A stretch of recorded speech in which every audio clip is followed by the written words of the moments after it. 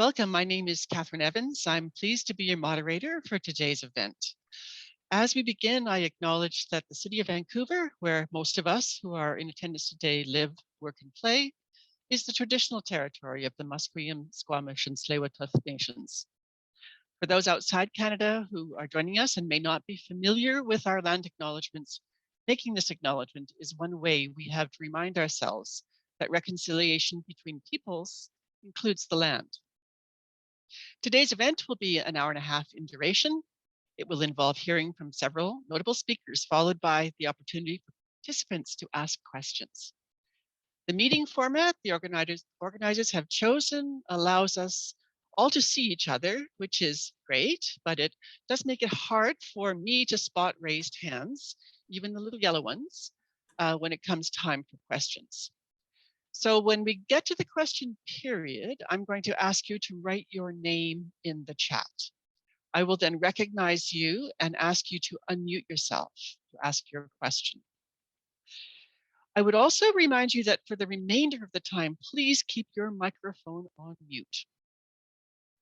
And while I do not anticipate any offensive comments or interruptions in today's events, should that occur, summary eviction will result, with apologies to follow if a mistake was made. Note finally that this event is being recorded and will be available for viewing in due course on the website of the Right to Quiet's YouTube channel, and all attendees will be emailed the link.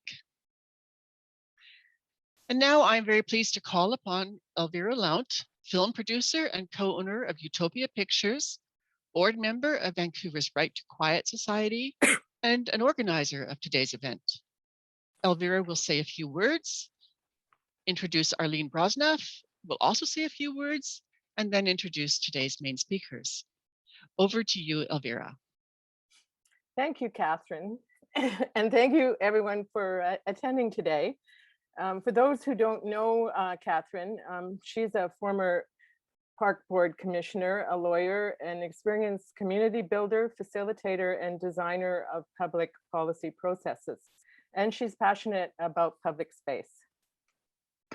My personal quest for quiet parks and quiet spaces started in the late 70s and prompted me to produce and direct a short documentary film, Quiet Beach, in 1979. This film takes us on a search for relaxation and tranquility, from a city beach to a more isolated park to a remote island, and looks at the damage that noise pollution can cause physically and mentally. Little did I know that I would still be working on this issue in 2022, and that I would join the board of Vancouver-based Right to Quiet Society, and that the search for quiet has become even more difficult in an increasingly noisy world. In 1979, I was focused on, would you believe, transistor radios on Vancouver beaches and beyond. Today, the problem has been amplified by amplified music blasting over large speakers or mini Bluetooth ones, or pop-up raves disturbing the peace and enjoyment of nature in our urban parks. Luckily now, though, there are many organizations and individuals who have joined the quest for quiet parks and quiet spaces. You'll be meeting some of them today. Before I introduce today's speaker, we have a special guest, Dr. Arlene Bronshaft, who will give a short intro to INAD. Arlene is a longtime noise activist, an environmental psychologist, and a board member of Right to Quiet. She's been very helpful with this event and is an inspiration with all her work on behalf of quiet, and with her ability to work with people in all communities and all levels of government, which is something that I'm learning to do from her.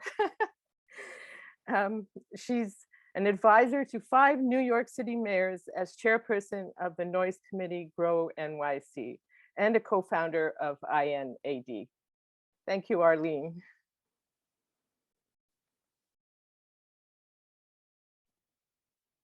I have been involved, yes, for many years on doing research and writing about the adverse effects of noise on our health and well-being. And my research on the effects of children's learning are considered the landmark studies in the field. Noise, disrupts learning. But I soon realized that it wasn't enough to just write and do research.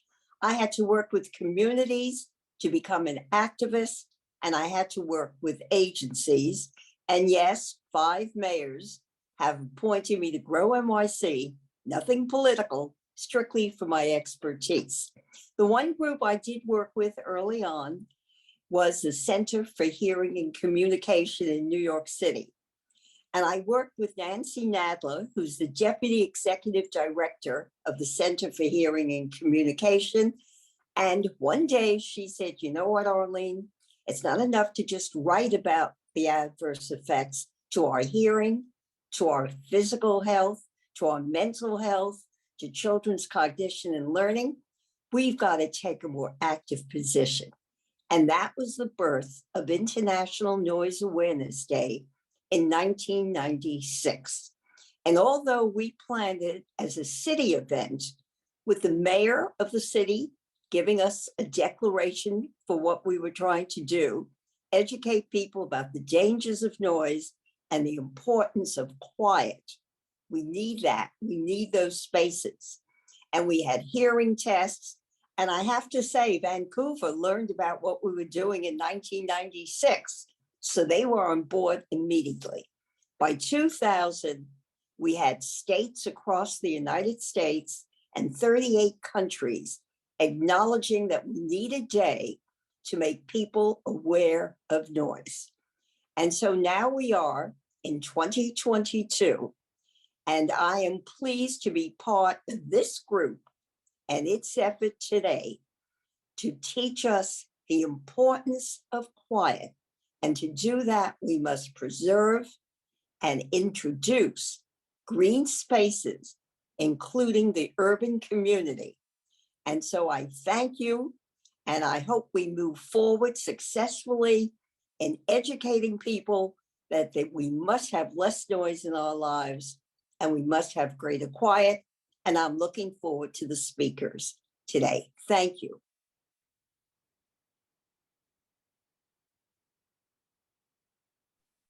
Thank you, Arlene.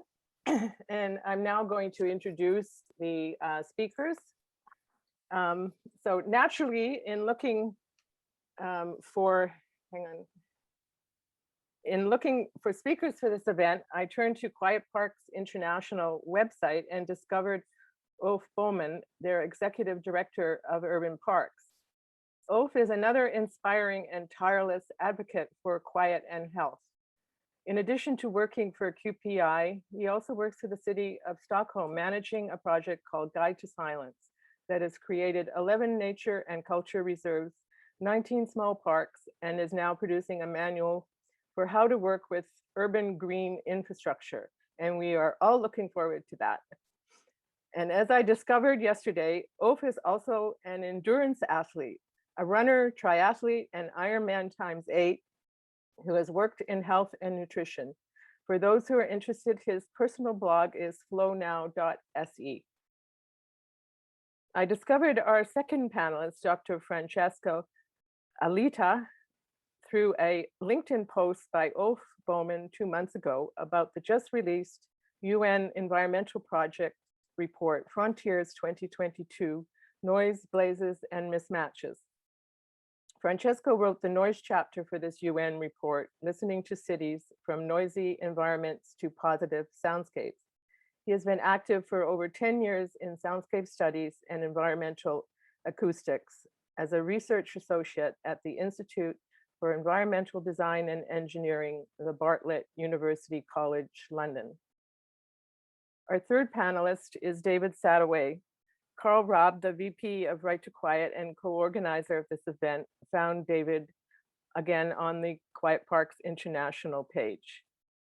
He is an urban planner and environmental manager and is on the faculty of the Geography and Environment Department of Kwantlen Polytechnic University in Surrey, BC. David lived and worked in Asia for over 15 years, teaching and researching soundscapes and noise impacts on urban quality of life and livability. We begin with Ulf Bowman, who will share his experiences from both the Guide to Silence project and QPI's urban work. Over to you, Ulf. Thank you, Elvira. That was a very extensive presentation. Thank you. You found out everything. Well, you're about very me. impressive. So I'm going to try to share my screen. Hope. Oh, wait. Now you're going to see something weird.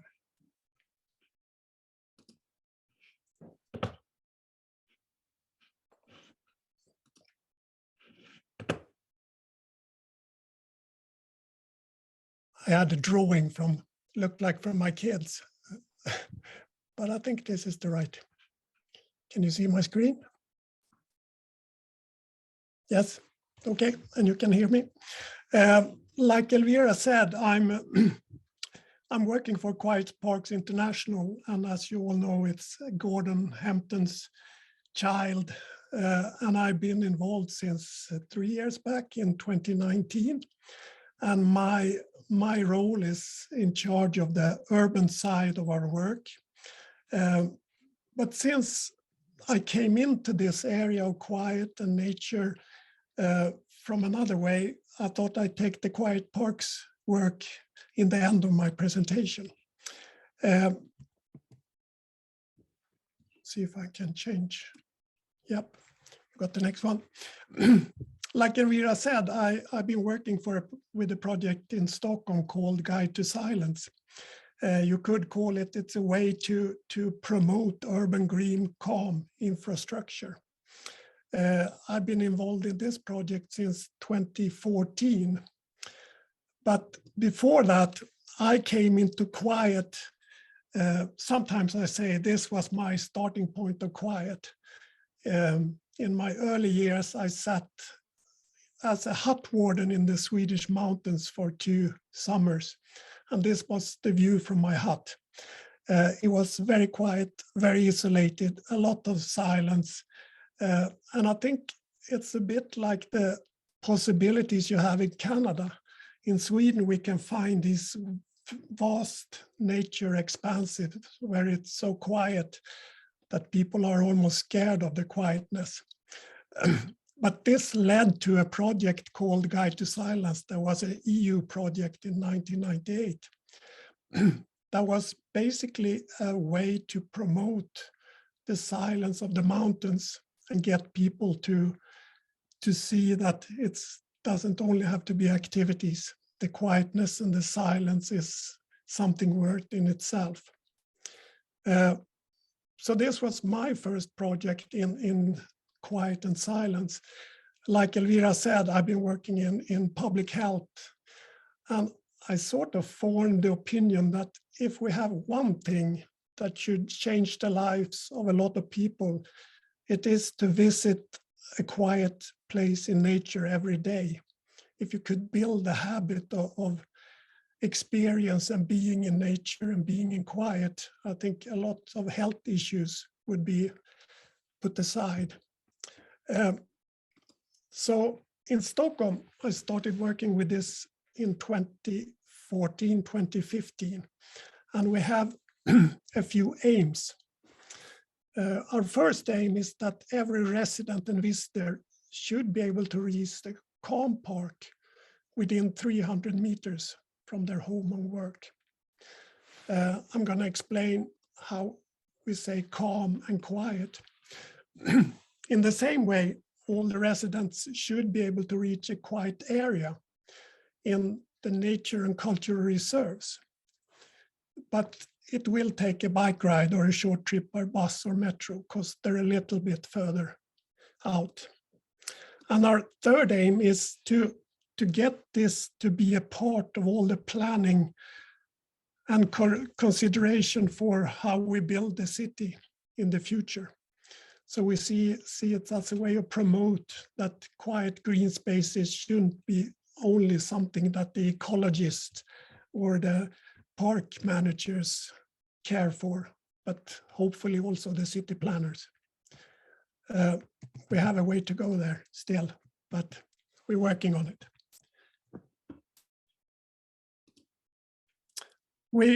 I can just take this short. We have 3 parts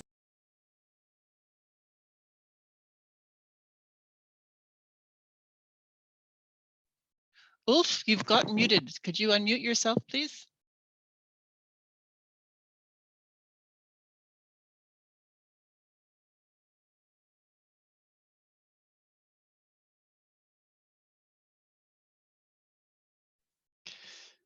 Sorry, Ulf, you've got yourself muted. Could you unmute yourself?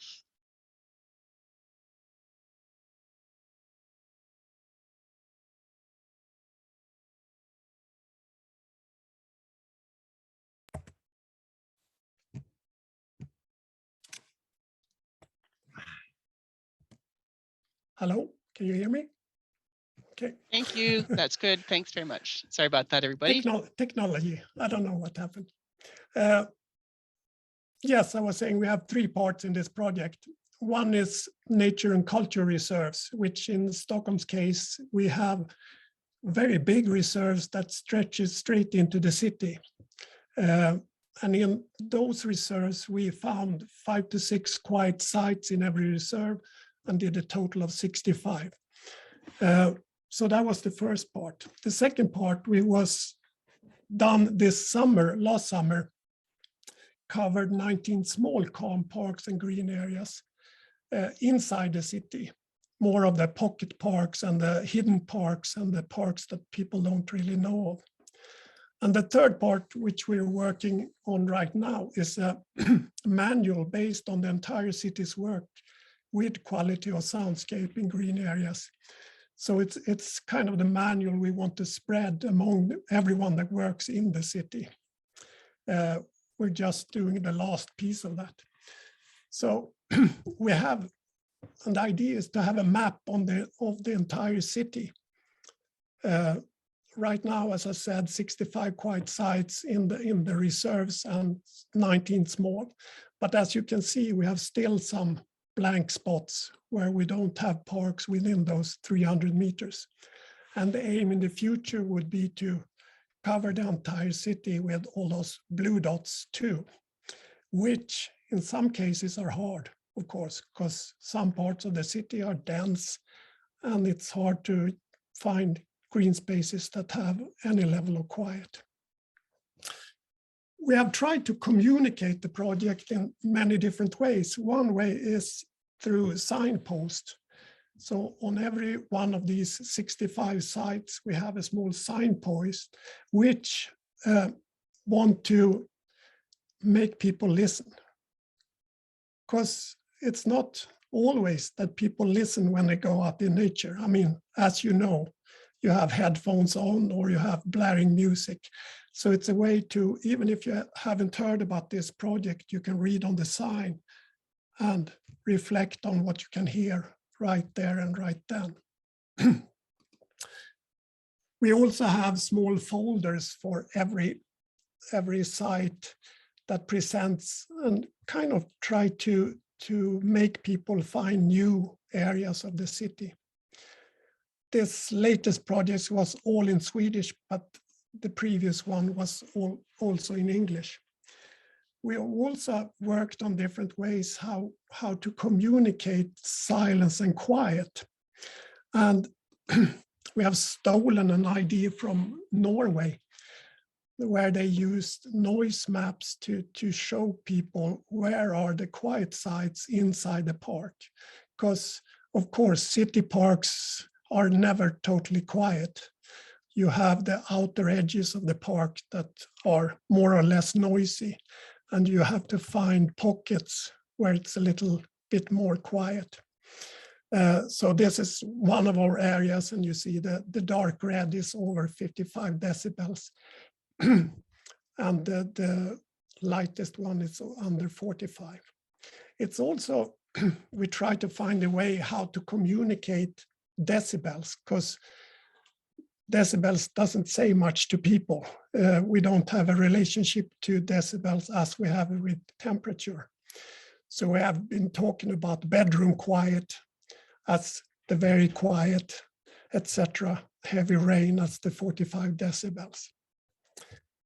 So this has been one of our projects too, to how to communicate about noise. We have a definition in the EU. there's not a set definition, what is a quiet area and what is a calm area. Instead, it has been a lot of EU projects that basically said every country can decide for themselves. Every city can decide for themselves what is quiet and what is calm. We have chosen to have this definition of quiet in the nature reserves and larger greens areas. It should be sites that offer a sense of being immersed in nature with no or very few city structures visible.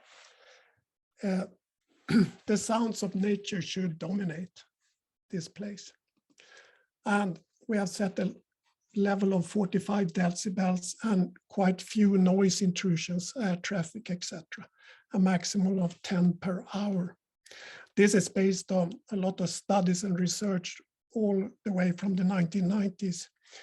So we based it on the Swedish experience from quiet. The other thing is calm parks. And it's a part of the park or green area is experienced as calm. It's not the entire park. And we have used, it should be possible to listen to the sounds of nature. And we have used the definition that 50% of the area of the park should be under 50 decibels. So this is our way to try to define quiet and calm, the bigger parks that could offer quiet and the small city parks that aren't ever really quiet, but they can give us a sense of calm. Quick jump. So in the work with Quiet Parks International, we have 3 main areas for awards. And as I said, I worked with the urban quiet parks. We have some nominations in Canada too. The city of Toronto has been active so far. So we'll see when the first urban quiet park in Canada pops up. And I wanted to share one experience without going too far into everything we do. But the idea, of course, is to promote quiet and save quiet, since it's extinct. It goes away, it's harder to find. This fall, I had the opportunity to visit some parks. You know, we've been all locked down up in the world, but we had 2 parks that was in the line for getting awarded this fall. One in Barcelona, Spain, and one in Flanders, Belgium, outside Brussels. And I wanted to mention the park in Flanders, Belgium, because if you want to look into a place in the world where quiet has kind of a special place, you should look at Flanders, Belgium.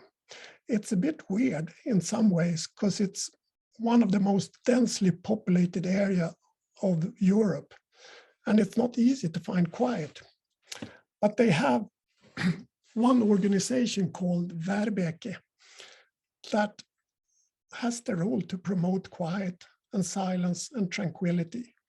And they work in a very extensive way, and they've been around for 20 years. So they have they work in every aspect of quiet and tranquility. So I just wanted to lift them because there is such a force for good. Also, the government in Flanders have half of these people on the picture. They work for the government and they work with quiet. It's kind of impressive, and that's what they do. They have 2 projects. They have one called Quality Label Quiet Area, which is a way to promote the larger green areas. But in Belgium, all those larger green areas are urban. There's no wilderness. In that sense, you have cities and roads basically all over the place. They have today 3 or 4 quality label quiet areas. And they have such a documentation about them, and they have such a good promotion for those areas too. in every way. And last year, they launched a project called Lee Oasis, which I find very interesting. It's basically protected oasis in the city that can be anything from a small pocket park to a larger park. And the definition is quite extensive too. It should be calm, not in the only when it comes to decibels, but everything from smell to the sense of the area. So this is something they just started to work with. But it's kind of the same idea as in Stockholm, that a city should be mapped in a way with both the big areas that takes you a bit longer to reach and the small pocket areas where you can go every day and you can find. So it's kind of what I would like to see, if that it's something started, that mapping cities for the calm and quiet, and that mapping of a city of quiet and calm will be a natural part of city planning. So I wanted to lift this example too. I think I'm out of time. Thank you. So I stop my share. Thank you, Ulf Bowman. That's wonderful. We'll switch almost immediately now, please, to Francesco Aglietta. Yes, thank you so much for having me. I'm going to share my screen now. And while I do this, I just wanted to mention I'm actually very happy to speak immediately after Ulf, as I'm going to take a step back in a way with my presentation, and I will also make a few references to some Swedish cases and the work of our Swedish colleagues. But before I get to that, I just wanted to say a few words about this this chapter published in the context of the United Nations Environment Programme report, because in some ways that was the thing that actually created the connection with Elvira and also Ulf's work. So just to give you some context, the United Nations Environment Programme every year publishes this report called Frontiers, Emerging Issues of Environmental Concern, where basically the management of and the editorial office of the UNEP, of the agency, come together to identify areas and themes and topics that require urgent action by governments around the world.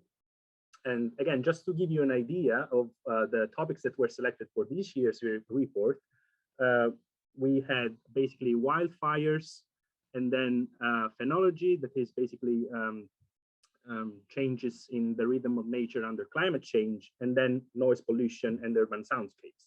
So in some ways, this is scary because it gives you the scale of how important the United Nations think that this issue is, and how critical the situation is. But if you want to look at the bright side, it's also a promising hint, signifying that basically the noise pollution issue and access to quietness issue gets recognition, and there is awareness at the highest levels of international environmental agencies.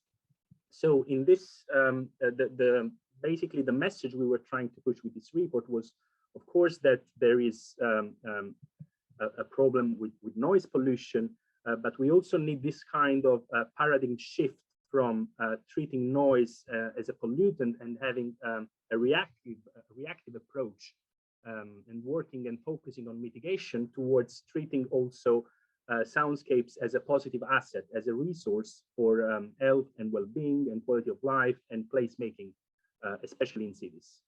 And some strategies were identified, and of course, down the line, it all came to basically better planning in a way, and better access to quietness and quiet areas.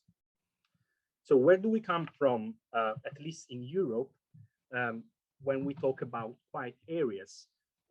as you may know, the European Parliament and Council in 2002 published this directive, the so-called Environmental Noise Directive, which is basically provides the regulatory framework. So for those of you who are not familiar with how the European Union legislation mechanisms work, when you have a directive, basically then this document is cascaded literally into national legislations, and single member states have to receive this and implement into national policies.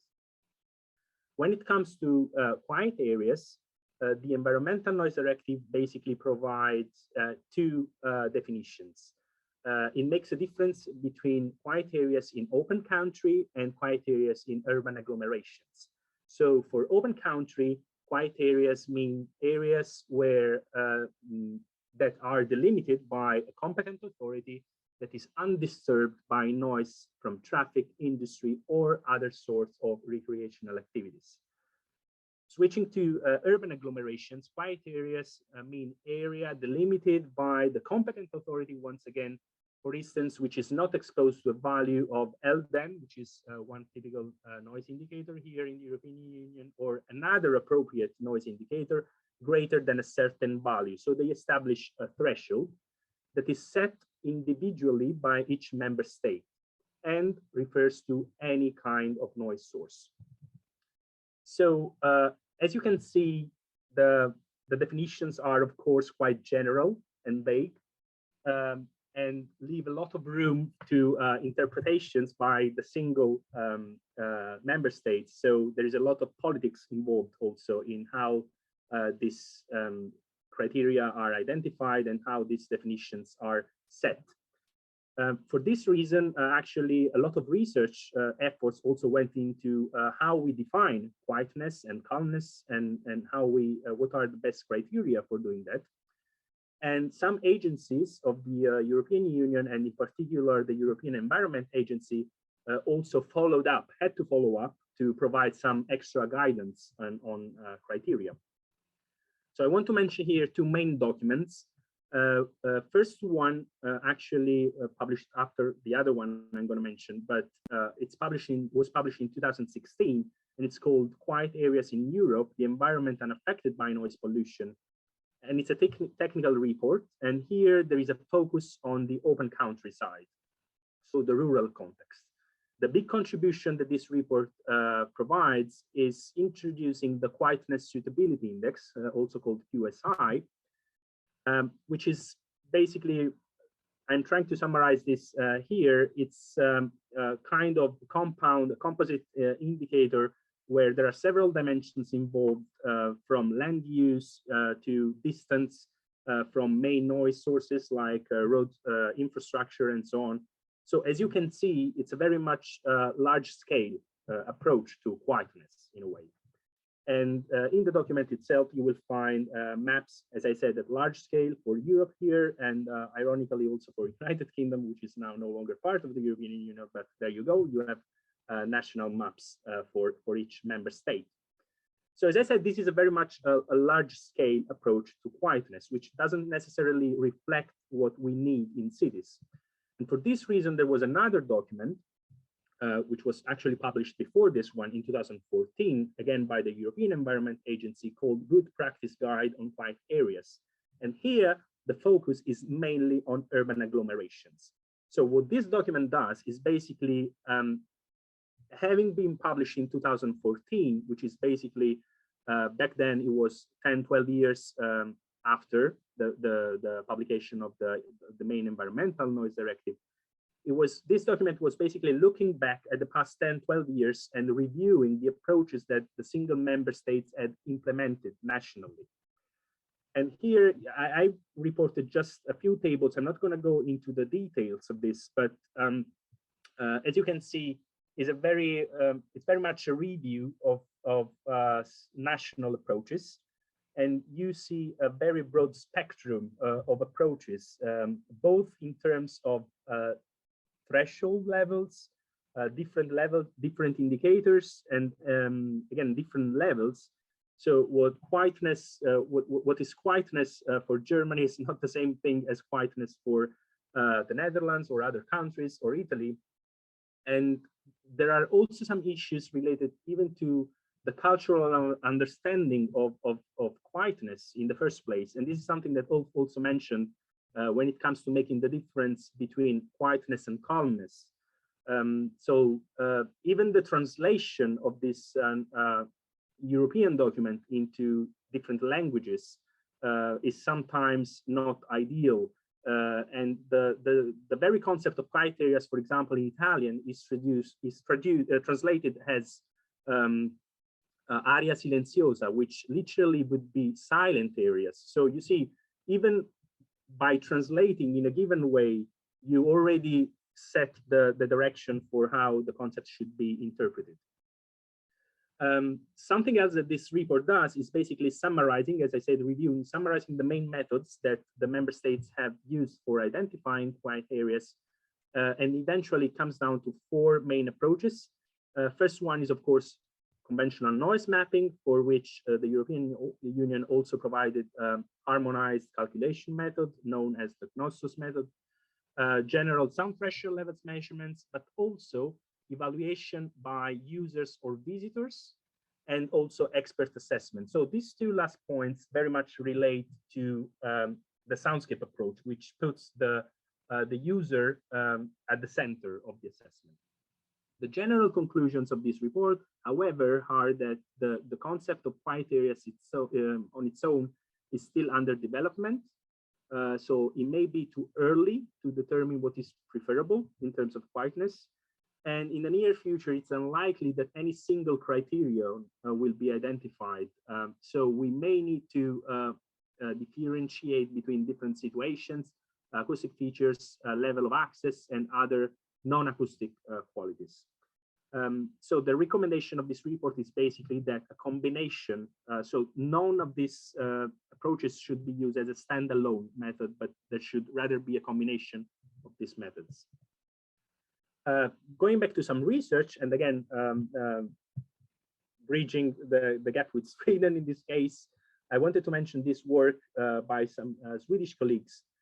Because of this uncertainty around the concept of quiet areas and its implementation, what these researchers did was basically approaching every municipality in Sweden with a questionnaire about how they, what kind of criteria they had selected, and how they were basically coping with quiet areas management at local level, because that's delegated to local authorities. So they also identified some themes, and those are basically that there is a general confusion surrounding the concepts. And again, this comes from the source where the concept is not strictly defined in the first place. Definitions and identification strategies for quiet areas may vary greatly, even locally. There are some recurring topics about issues around maintenance and enforcement of quiet areas, and also accessibility and marketing. And I'm going to show here the figure that Ulf already shown. So the main conclusions of this research are that, of course, there are many initiatives about mapping and identifying quiet areas, but less regarding maintenance and enforcement. And in general, there may be room for challenging the twofold approach that the Environmental Noise Directive is having about, rural quiet areas versus urban quiet areas. So they suggest that like an hybrid third way may actually be recommended, where we have, again, agglomerations and open country, but also what they call areas in urban proximity. And in general, another conclusion of that article was that there are relatively few examples of public communications and marketing of quiet areas by Swedish municipalities. So that's kind of a mismatch, because on one hand, we recognize that there is a need for better access, but then we don't advertise the quiet areas that we identify. Going again back to policy documents, I just wanted to mention that the Welsh government in 2018 published this Noise and Soundscape Action Plan. Why this is important? So as part of the Environmental Noise Directive, every 5 years, member states have to publish and review their noise action plans. The very fact that basically the Welsh government in this case was introducing and effectively changing the title of the document itself into Noise and Soundscape Action Plan, in my view, acknowledged the importance of the soundscape approach, of the user-centered approach, starting from the policy level. So if on one hand, you know, the soundscape approach is something that many people may have been familiar with, but many professionals in some ways may be resisting to implement. Since it's come from policy now, this is something that everyone has to deal with, which is again, a positive aspect. On the other hand, everything we have mentioned so far is very much a top-down implementation, starting from EU level to national level and so on. But there is actually little evidence that you know, the public and users on site will actually understand quietness and calmness concepts in the same way as the local authority and the legislators do. And I want to mention here work by a colleague from the UK, Dr. Sarah Payne. In this paper, they indeed highlighted that there are often some disparities between criteria used by local authorities to identify quiet areas and what the public will eventually consider as quiet. So we always start, for example, from the assumption that you know, quietness is associated with greenery and natural features, but there is research suggesting that we may also experience restoration and recovery from attention fatigue also in non-green spaces, in urban spaces, if some other environmental qualities are met. Going on with you know, challenging the top-down approach to how we manage and address quiet areas, I also wanted to mention a couple of initiatives that are crowdsourced and bottom-up, if you wish, based on data sourced from the public again. This is related to the Tranquil City project, where basically a project started here in London, where these researchers were basically matching publicly available data about noise coming from DEFRA, which is the agency responsible for this kind of monitoring in England, at least, and matching that with quiet areas identified by the public. Another example is provided by the work by a colleague, Italian colleague, actually working in Germany, Dr. Antonella Radicchi, where she developed an app for, again, crowdsourcing quiet areas, where people would basically install this device on their phone and actually go into the wild and score and find quiet areas and mapping those on this open source map. I think this example is particularly important because, to the best of my knowledge, is the first case where this kind of citizen science-based approach and crowdsourced approach actually made it into policy, because the data provided and gathered via the Hash City Hub developed by Antonella Radicchi was actually taken on board by the Berlin Senate in 2019. And this is again the Berlin Noise Action Plan for the 5-year round from 2019-2023, where the Hash City Hub informed the process of identifying quiet areas. And you can clearly see this here, where you have this overlap. You have these two layers where you have, you know, these areas in green and brown that were those identified with conventional criteria that defined by the local authority. And then you have this being matched with spots and areas identified by the public. And in blue and red, you see the blue dots are the quiet areas that were already identified by the local authority, but the red ones represent actually quiet areas that the public considers to be quiet, but the conventional noise plan, let's call it like this, would have missed. And the Berlin Senate in this case was enlightened enough to actually take on board this data. So you have, again, a participatory approach that directly feeds into policymaking. So I just wanted to mention this to conclude it, and I look forward to the open questions. Thank you very much. Thank you very much, Francesco. We have one more speaker to go, and I would like to call upon David Sataway. Hi, thank you.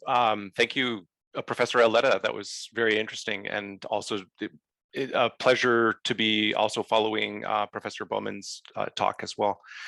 And I also just wanted to say thank you for the invitation from the RTQ folks, the Right to Quiet folks. I followed you in your newsletters, so it's nice to actually see you online with this kind of info association that we're doing. Hopefully we can take a walk in a quiet park one of these days as well. And thanks very much to Karl Raab, who was phoning me on multiple occasions, reminding me that I should be joining. And so I'm happy to be a member of a local member, I guess, of the RTQ. And you have members like inspiring members like Professor Bronshaft, who also inspire us all in our work. So I'm just trying to get my screen sharing happening, but I cannot find the option for screen share right now on my computer. So does anyone have any suggestions? It doesn't seem to be showing up, the screen share. Someone has to make you a co-host. Okay. You are he is a co-host. So it's either normally on the bottom, right? Or else maybe at the top, depending on your computer. You might have to take your cursor down to the bottom to show the bottom, or else up to the top. You have to just hover over it. Hover over the bottom and it'll pop up. Okay. Usually it would, but it doesn't seem to, I see, the apps, reactions, pause recording. Oh, there it is. Okay. Voila. I'm used to, this is part of the problem with the whole digital pivot, which happened 2 years ago. I'm used to using Teams and then Big Blue Button and all of these other ones. So here we are. I think this image speaks to silence as well as sound. And this is a land acknowledgement. It's an image that I took on the Chalnut territories of the west coast of Vancouver Island. You emerge from the forest at sunset and you hear the surf of the west coast looking out to the Pacific. And as you recess back in onto the land, you very quickly get silence, right? Because of the nature of the ecology, the ecosystem. So it's a wonderful kind of triggering image for me in many ways, both of a soundscape and a visual scape. And it's a reminder also that the lands that we live on and that I teach from and that I'm transmitting from today are on unceded lands. I'm transmitting from Kikite territories, which is also known as New Westminster. And I teach at Kwantlen Polytech University. It's a suburban university in Metro Vancouver. I noticed one of my other colleagues, Kathy Dunster's, on today. We have 5 campuses. And the area that we teach in is the fastest growing area in Western Canada.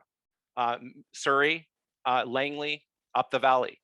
And I took this picture when I was living in Surrey. I now live in New West Kikite territories. But I lived in this is the first time I lived in a high-rise apartment in Canada. And I lived in, as was mentioned in the intro, I lived in Asia for 15 years. So I'm used to sleeping with earplugs every night because of the sound around me. And as an academic, I've had the privilege to work from home, not just during the pandemic, but when I was doing my postdoc work and so on. So I'm acutely aware of the sound throughout the day and the changes in the soundscape around me. But living high in an apartment in Surrey, where there's a lot of construction going on, it's noisy. So one looks for quiet spaces. And this is an issue that the previous 2 presenters spoke about, and that I wanted to get my students thinking about, especially in an urban planning course that I was teaching.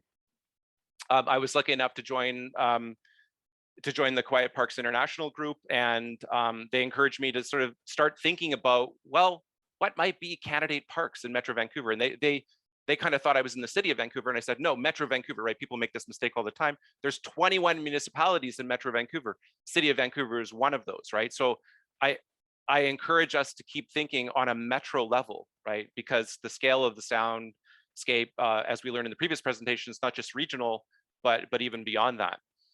So in my student projects, we tend to look at the influence of suburbs in the Canadian context and how we can, in a sense, desuburbanize our suburbs, thinking about densities, thinking about carbon emissions, and so on and so forth. But one aspect of that is also the soundscape. And so in many ways, it's a proxy for thinking about the design of the suburbs. So one of the exercises that I got my students to look at, I had a series of exercises. Students will do a student-led seminar from, on an urban planning kind of chapter in a text, classic text. They'll look at urban critiques of urban infrastructure. They'll look at urban controversies, doing a short video. They'll go to a public meeting during the pandemic. It was online. And the final assignment that I got them to look at was a quiet places project, right? We were calling it a QPP. We're not as good as the acronyms. The Europeans are really good at acronyms, I find. I was actually calling it the European Noise Directive, but it's the Environmental Noise Directive. Thank you. The END. END is such a great acronym for the Environmental Noise Directive. So for the QPP project, the Quiet Parks project, what I was asking students to do was essentially a sound walk, a very simple sound walk, and using a common app that you can download on the phone. There's a different app for an Apple version versus an Android. But to try to standardize it a little bit. This was a small class, so we didn't have a large data set, but the idea was to get them out into the parks in and around where they live, ideally within walking distance from their house, but some students wanted to go elsewhere. So they download one of two apps, and then they proceed to walk in and around the parks. So I get them to do a transect, essentially walking across the diameter of the park, and then a peripheral walk, circumambulating the park. And while they're doing this, they're also collecting data, right, using the dosimeter app. And then I also get them to hypothesize what might be some quiet places in those parks, right? So here's an illustration of what I'm talking about, using a park here in Coquitlam territories in New Westminster, Queen's Park, some of you might be familiar with. And there's a very busy road on the north and east part of the park. And so obviously that sort of would be a noisier part, but when they walk the periphery, it also gives them a sense of the park itself, right? So a lot of times I find students often wouldn't go out were it not for them having a project, right? So in some ways, a quantitative type project becomes very qualitative as well, because I ask them to gather impressions along the way, talk about the wind, the weather, and so on. And then they begin thinking about biodiversity and avian, not just people using the park, but also a biodiversity, avian or vegetation questions. And so here's just a couple of quick images from some student submissions. I'm actually marking them right now. I have to get my marks in by tomorrow for the end of the semester. So that's kind of what I'm going to be doing the rest of the evening tonight. But in the transect walks, then they're taking readings, and then they're making observations, right, about users in the park. Here's another one. This is from an extract from a student submission on Central Park in Burnaby, which is near the City of Vancouver and City of Burnaby boundary, right next actually to Boundary Road. And you can see this kind of sound mapping example that was talked about previously, a kind of rudimentary sound map. The student actually went out of her way to do this, and she did it using a GIS. So she had a GIS class as well, right? But interesting, she identified music. There was a musician in the park. I don't recall if they were playing music with an instrument or if some other amplified device. And then they did a kind of more of a heat map, right?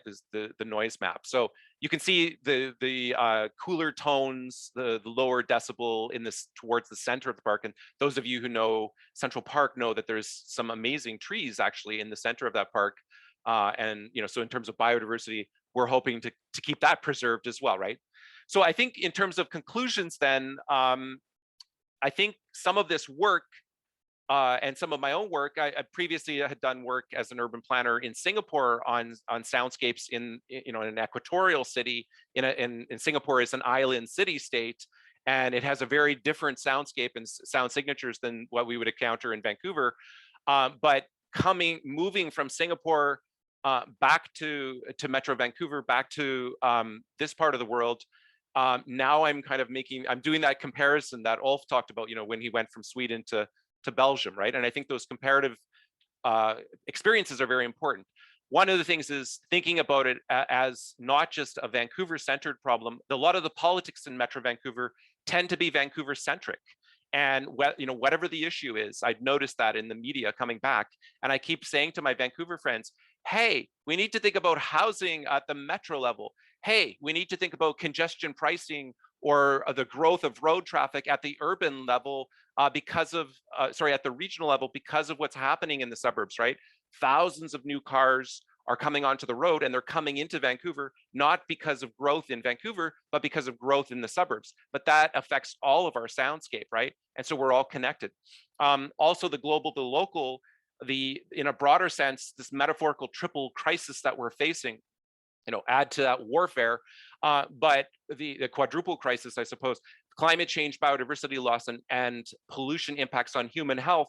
If we can think of sound in that broader sense, and obviously not just a problematic way, noise being unwanted sound, but also how might we proactively, as was mentioned, think of placemaking and planning in a different way. Part of that is also justice, right? What I like to call sonic justice, right? A lot of the impacts of deleterious sound are often, often faced by renters who cannot rent in a quiet neighborhood, but rather are stuck on major arterials. And that has other quality of life concerns, like exposure to air pollution, noise, and light pollution, right? Like I like to say to my students, roads in many ways are like horizontal smokestacks, right? But they're also these noise generators, right? So if we can think of these in cross-cutting ways, I think that in terms of the problem and the analysis, I think the solutions are also in many ways can be solved in a cross-cutting way, and sometimes legally, right? So yes, awareness of sound is I think the fundamental point that we all agree on, but I think also broadening the awareness and thinking more holistically about it is also crucial. So thank you. Thank you, David. That's wonderful. And thank you, all of you, Ulf, Francesco, and David. You've given us a great deal to think about, whether people are planners or architects, decision makers, or simply park users and public space users. There's a little bit of a tendency in Vancouver to think that we're very special and must always have made in Vancouver solutions to our various issues and concerns. But in truth, we do have much to learn by paying attention to what others are doing, and depth of knowledge, the breadth of experience all three of you brought is truly enlightening, and we're very fortunate to have had the chance to learn from you. Now, I know there are questions, and for anyone who may have missed the previous instructions, if you have a question, I would ask you to please put your name in the chat, and I will call upon you in turn as best I can keep track. Please, when you're speaking, make your question brief, 1 minute or less, and I will also ask our panelists to respond in not more than 3 minutes. And if the number of questions starts building up, I'll take up to 2 or 3 at a time and allow our panelists to choose which question or part of a question they will respond to. While the rest of you get your questions organized, I'll begin with a question from Elvira. That was great. Thank you very much. Wonderful presentations, and everything fitted together so well. Going from Sweden to a more global, and then to Metro Vancouver, with the idea that we need to think globally, which is the idea behind today's forum, even though we're talking about our local parks. So one of the points that Francesco brought up, and perhaps Ulf can answer, is we have these great visions and ideas, but the enforcement and maintenance and the education aspect is a key component of moving forward. And this is a issue that we deal with in Vancouver because we have good noise bylaws, but we have lousy enforcement and no education. So how do we move towards that goal? Which of you would like to take a crack at that question? Yeah, I mean, it's an enormous challenge since all of our cities are growing, and to get these issues of quiet green space inside the organizations is one big issue. And I think also how we inform people and get the knowledge out about quiet. We have tried in different ways, and we find it to be a lot of interest. People are aware and more interested in quiet the more we talk about it. But of course, in every way, it's a big challenge. Yeah, and I think I can add to that. What I found with my students, they said this in their, in the methodology section of their reports. They said it's so easy to download this app, and once we start using it, it really got them thinking about this, right? And I found that when we were doing the research in Singapore too, one of our lead, it was very different research in Singapore. It was more qualitative soundscapes.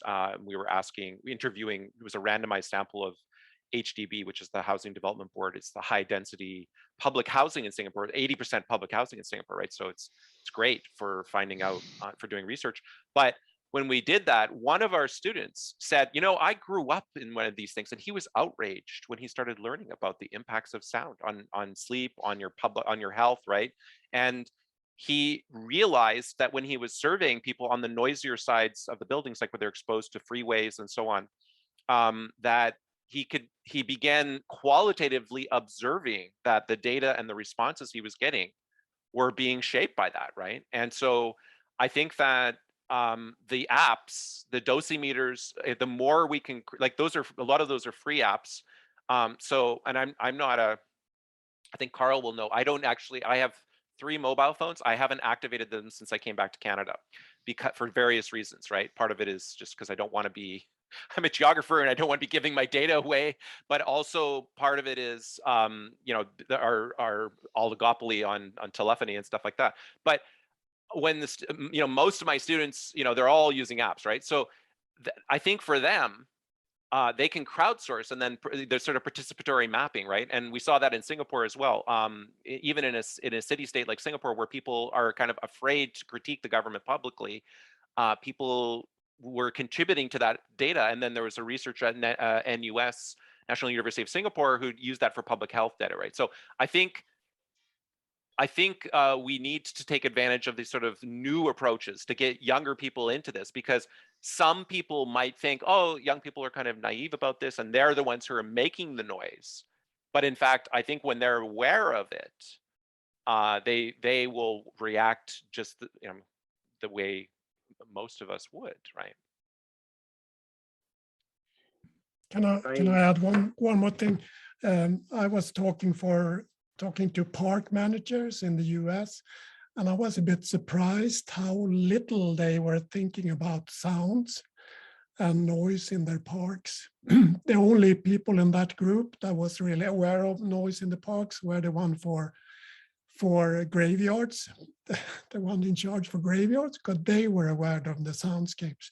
So I think we kind of, to especially introduce soundscapes into green areas, it's kind of a new thing, even that you should think it would be natural. Thank you. Francesco, did you want to add one Yeah, little bit? Yeah, I just wanted to say, in terms of getting people to listen to the argument, not to the soundscape in this case, from my experience, making the link with the health is crucial. So when you start presenting people with numbers and data where you show that noise exposure to noise, higher noise levels may cause up to 12,000 premature deaths in Europe only, and up to 48,000 cases of ischemic heart disease. People really start to pay attention. And I think that in Europe, at least now, this concept is now well rooted about the the negative outcomes. What we should be working on now is probably also making a case for the positive health effects in terms of quality of life that positive soundscapes can provide. Thank you. Okay, thank you. I'm going to ask James McIntyre to unmute himself. He put a question in the chat earlier, but perhaps James can speak the question, and then I will go to Maureen Connolly after that.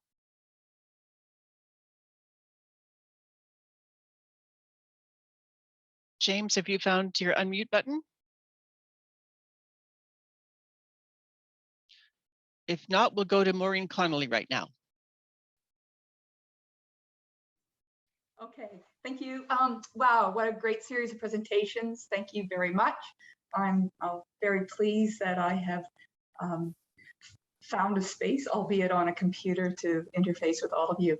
I'm at the Center for Architectural Ecology in the Acoustics Lab, and we've been doing a fair amount of work over the past couple of years, coming out of the more technical work that I tend to do, which has to do with sound transmission through building envelopes and room acoustics, and moving into the discussions of psychoacoustics and soundscapes.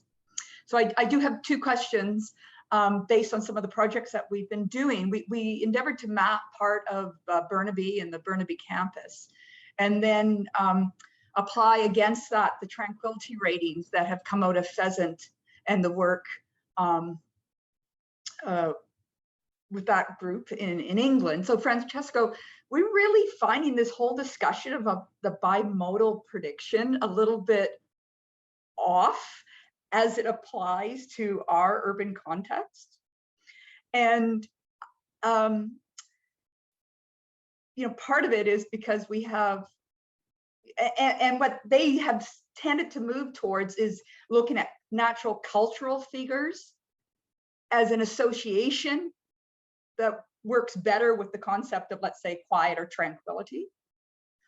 But what, I guess what my question is where do you see that going? And when you're working towards moving this forward with, let's say, city politicians, to put everyone in a bag, how are you interfacing the concept of tranquility being a bimodal perception? May I? Yeah. Thank you very much for this point, Maureen. Yes, I'm familiar with the model about tranquility, the tranquility rating prediction tool by Pheasant, Watts, and Horoshenkov, if I'm correct. I think, from my point of view, that kind of model is a milestone because, as you said, it acknowledges that basically our perception of tranquility and calmness, in a way, depends on both auditory and visual stimuli. And I think that's also the great merit of the soundscape approach as a whole, acknowledging the importance of context. From my point of view, when it comes to, as you say, like interfacing then with policymakers and designers even, I think actually that kind of models, that kind of equations, it is the perfect tool to speak to them, because what that kind of model does is effectively providing a design tool, a prediction tool. So that's something that you can potentially engineer as a design. So from my experience, also with classes and with engineers and architects, that's the kind of argument that they are mostly receptive to, because if we talk about soundscape characterization, that's fine. They understand, they recognize the importance about characterizing the status quo. But then the question they always come up with is, okay, how do we translate that into design? And I think that kind of tools is ideal to actually predict and anticipate perception, which is a tricky concept on its own. But I think that kind of model is actually the way forward. Being able to predict perception, because on one hand, we are quite confident about modeling sound propagation, so the objective part of it. But I think being able to predict perception is really the the selling point. And in many ways, that kind of tool about the bimodal thing also offers options, because what that kind of model says is even when you keep the same level of noise, even when you are fixed with the same sound level, by changing the visual context, you can effectively modulate sound perception.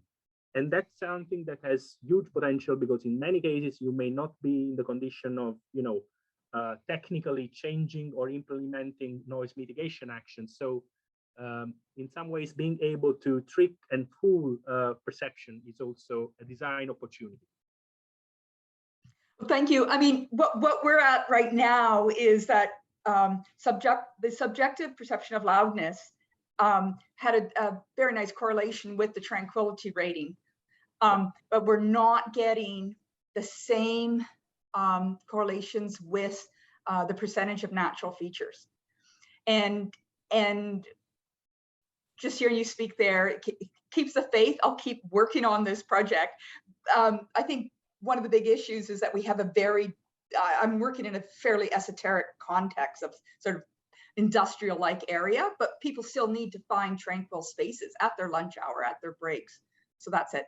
And then, sorry, the second question I had was for Ulf. Ulf, you talked about, nobody understands the decibels. Well, everyone can answer this one. And so we've been playing around with that and trying to get visual sound level indicators out into areas so people could understand and start to feel the sense of what a decibel is. We're starting to see some equipment coming across from Europe that, new fan hoods with zones. So zones as a linear indicator rather than the logarithmic decibel, do you feel like you get more pickup with people when you talk to them in terms of zones?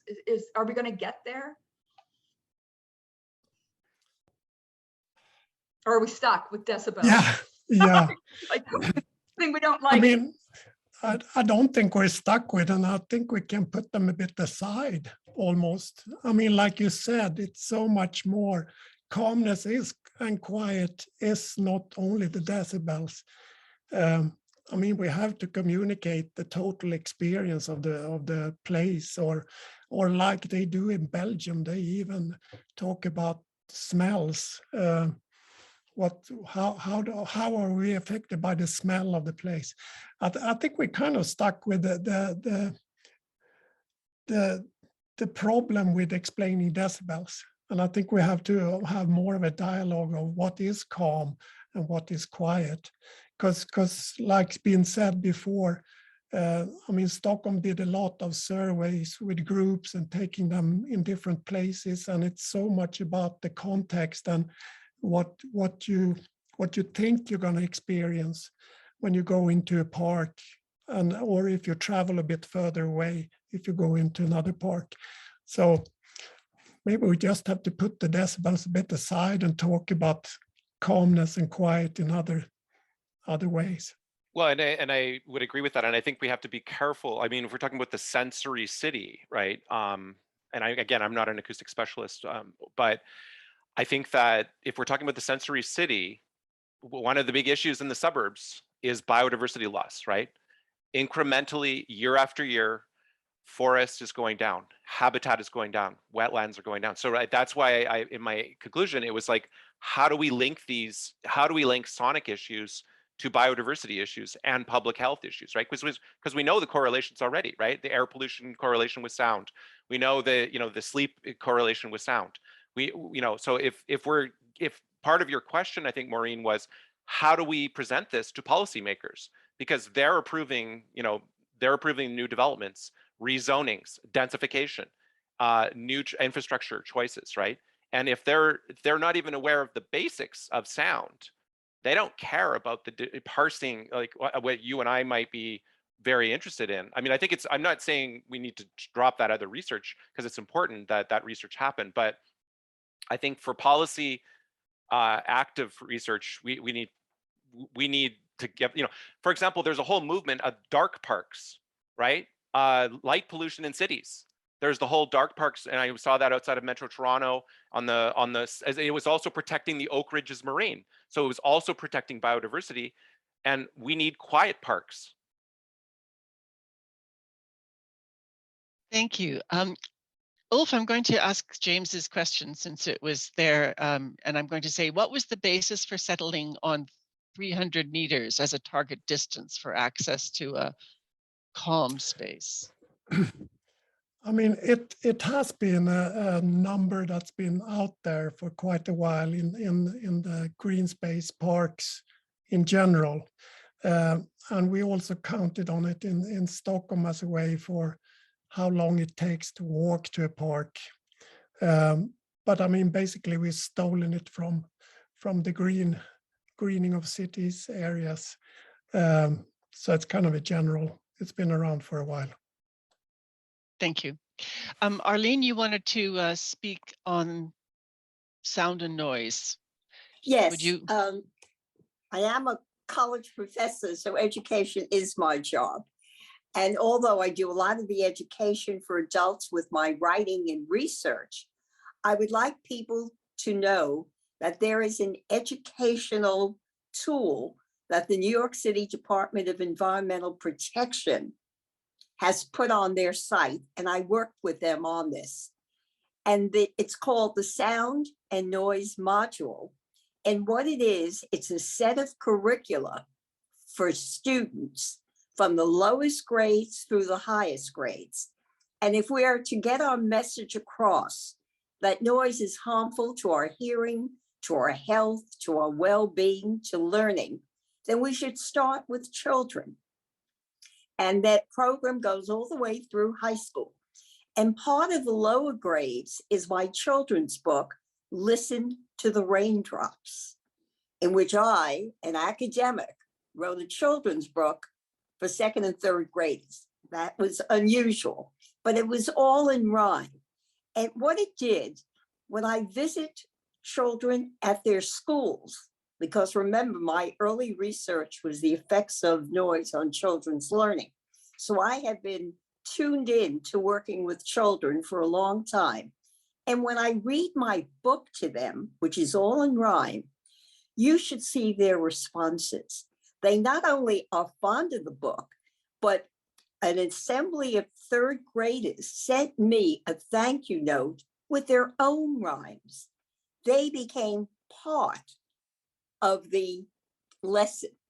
So I would urge everyone to look at the New York City Department of Environmental Protection, Sound and Noise, because I do believe that we have to start with children. And by the way, they could go home and talk to their parents. So we're not only educating them, children are often asked by their parents, what have you learned in school today? And the children's book is part of the curricula, which you could get by contacting the Department of Environmental Protection. But that's key, education. And I think International Noise Awareness Day in itself is an educational tool because it is alerting us to the dangers of noise and to the wonderful quiet that we need to enjoy our lives. So I could speak to education, anyone could contact me, and I'll go further. But do look at Department of Environmental Protection in New York City. Thank you. Thank you, Arlene. There is a question in the chat from Mash S. I'm not sure if that's really your name, but Mash S, would you like to speak your question? Sure. Hi. Hi. Hi, thank you so much for this presentation. I'm loving these sound maps and excited to check them out.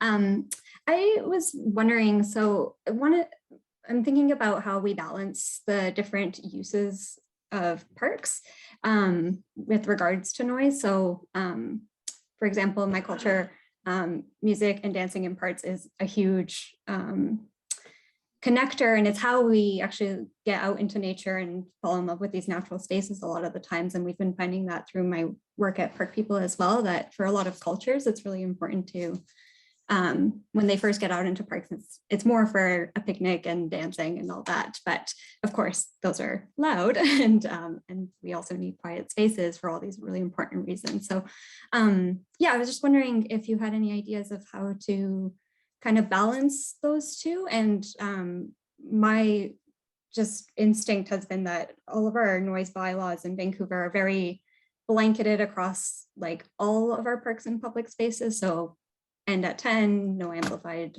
noise at all. And which I think makes it really hard for enforcement, and then also doesn't allow for these other uses of parks. So that's just what my brain is trying to figure out. So yeah, wondering if you had any thoughts on that. Yeah, getting the right balance is important. Who would like to take that on? Anybody? Francesco, you'll go first. Thank you. Yeah, thank you. No, I think indeed that's actually a very good point. And again, I would say that it's about context and expectations, and in some ways also about governance and negotiating needs from different stakeholders.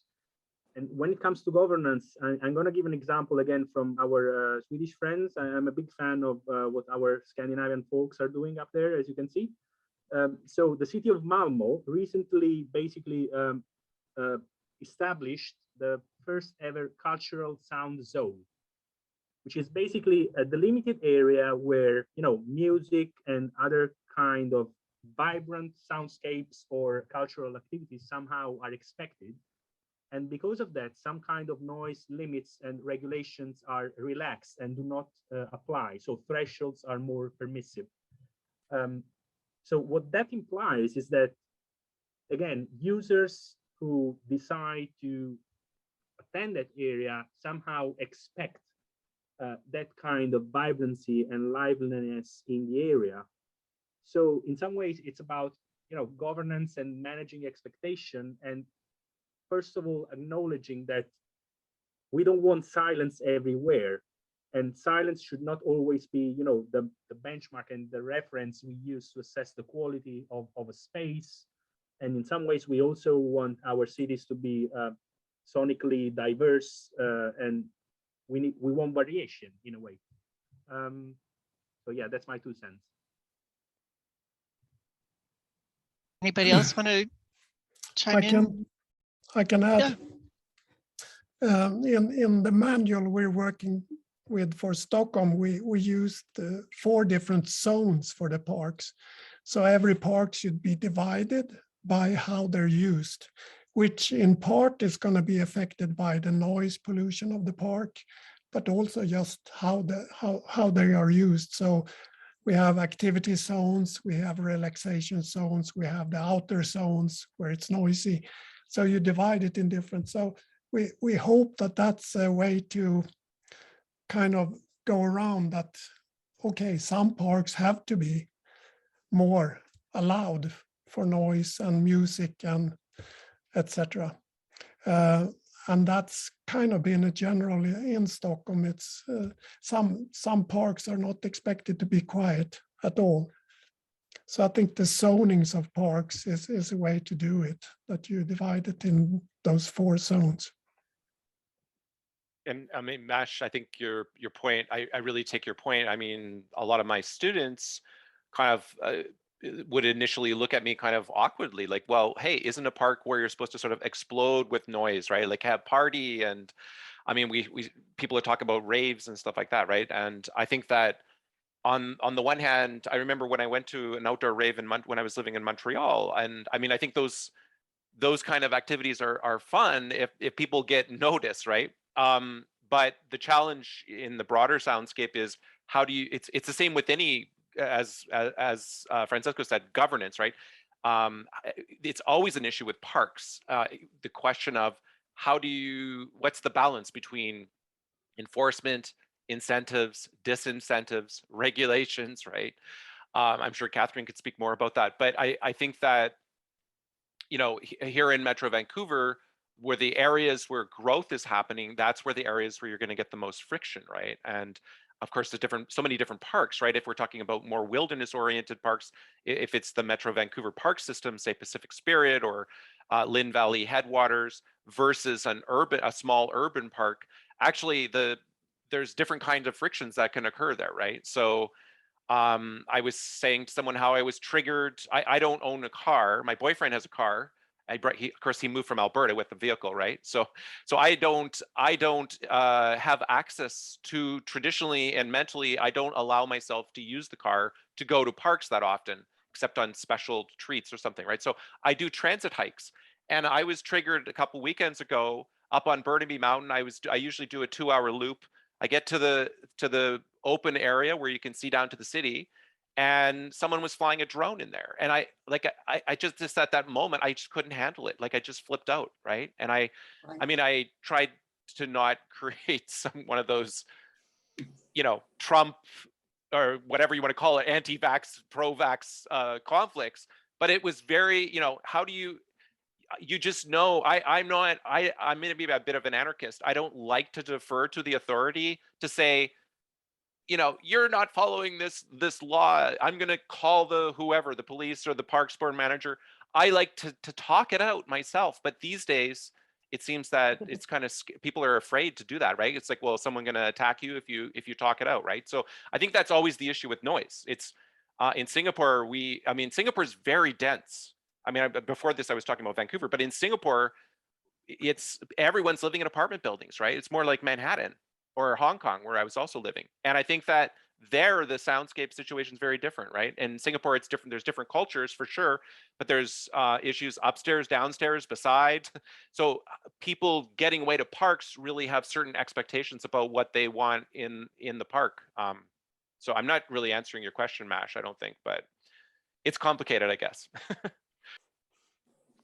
It is, and thank you for pointing the cultural differences too. I remember visiting in some cities in China, and every day the dancing was happening, in a really big way, and it was wonderful. Not in all parks, of course, but it's a wonderful use of parks too.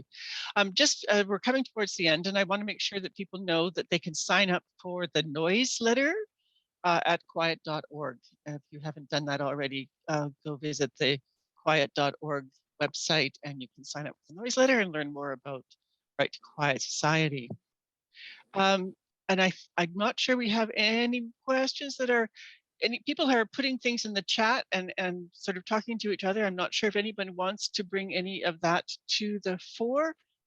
And this would be the time to do it, because if not, I will bring this wonderful, wonderful event to a close. So thank you again very much to Ulf and Francesco and David for giving us such great insights from your experience and knowledge.